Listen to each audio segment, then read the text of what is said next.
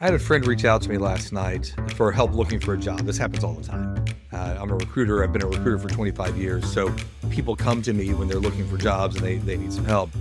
And this particular friend, I haven't heard from in a while. We used to hang out a lot. We'd do board games at their house. In fact, I just posted a memory from 15 years ago where we were playing board games with another friend at his house. And so we go way back. And this particular friend has been a stay-at-home dad. And that's pretty rare, at least where I live. There's very few people I know who are stay-at-home dads, and that he needs to get back into the workforce. Now, he's Ubered off and on. He's done some gig work, that kind of thing up to now. But here's the issue. We needed to figure out what kind of job is the right job for this guy. He has a degree, but his degree was like 20 years ago. And now he's been languishing. His wife was very successful. She did very well. What do you do when you don't know what type of job to apply for and you have no experience? You've got no experience whatsoever. Now, this guy's in a particularly tough spot. He's in his late 40s and he hasn't worked for a while. And it's harder to find a job in your 50s no matter what. He's really got some things to figure out. And we came up with a plan for him. And that's what I want to walk through with you. I want to walk through the plan to figure out what exactly do you do when you don't know the type of job you want to apply for.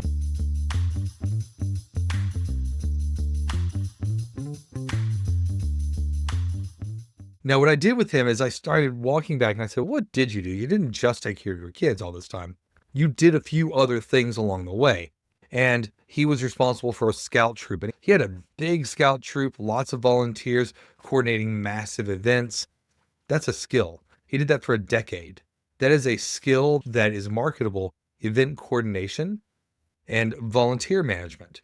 So those are things that we could look for and try to find jobs that require volunteer management and event coordination. Also, what are you interested in? What do you want to do? He struggled with this. He struggled with the question of considering your interest. He wasn't sure. His interest has been his family for a number of years. And that's been his focus. And now that he's looking for something different, he's not exactly sure what he wants. And what do you want was a very difficult question. I started wondering about this. I'm not exactly sure what I would want, though the last time that I had to change jobs, I do remember really going through an existential sort of crisis. What do I want to do now? Because I really hated my last job and hated doing what I was doing. So what do I want to do now? What do I want to be? And it actually led me to start this channel because I had gotten really far from helping people find jobs, which I really felt was the best thing about being a recruiter. And when you get into leadership and management, it just gets too disassociated with those things. So I started this channel to solve that problem. And what I like doing is helping people find jobs. That's the thing that brings me some meaning and some impact on the world. So what do you want to do is the question I asked him. He wasn't able to answer that. So I said, okay, you also worked for Uber for a while. I wonder if Uber themselves, because we live in the Dallas area and Uber has a big headquarter campus in Dallas. One of their main hubs is here. So we looked at those sorts of jobs. Then we talked about what companies do you respect, right? What companies do you really respect? To start saying, these are the types of places I might want to go. And based on the places I want to go, let's look at the sorts of jobs they have that I might be qualified for. So it's attacking this in a couple of different ways. One is, even though you don't have a lot of working experience, what are some things that you've done in the past that might be applicable to the world of work?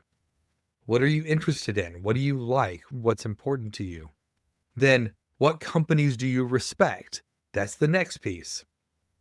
The next piece after that was looking at the level of job that he could go for.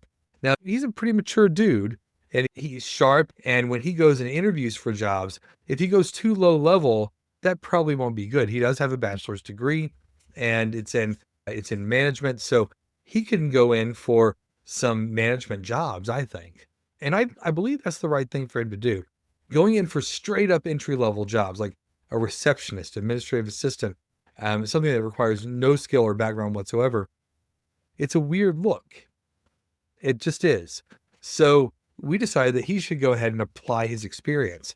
There's an assumption that you have more experience than is necessary for those entry-level jobs because of the number of years that you've lived on this earth.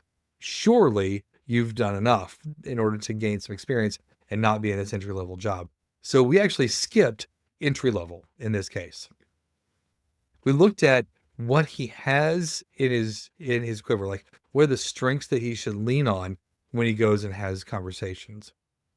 And the last piece is to apply anyway. Apply anyway.